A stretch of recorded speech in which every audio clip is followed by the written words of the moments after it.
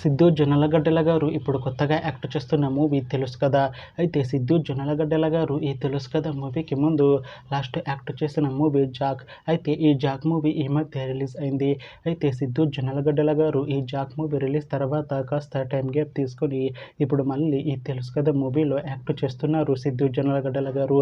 చూడాలి సిద్ధు జొన్నలగడ్డల గారికి ఈ తెలుసు కదా మూవీతో కూడా ఒక మంచి హిట్ వస్తుందా లేదా అనేది మనం ఈ తెలుసు కదా మూవీ రిలీజ్ అయ్యాక చూడాలి.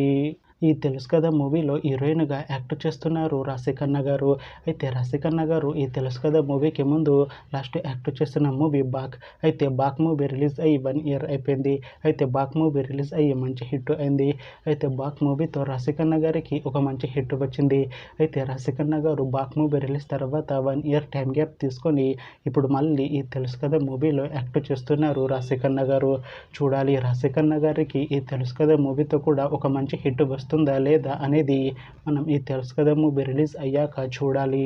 అయితే తెలుసు కదా మూవీ టీం ఈ మధ్య ఒక చిన్న టీజర్ని అలానే ఒక పాటని విడుదల చేసింది. అయితే వాటికి మంచి రెస్పాన్స్ వచ్చింది. అయితే తెలుసు కదా మూవీ టీం ప్రస్తుతం షూటింగ్లో బిజీగా ఉన్నారు.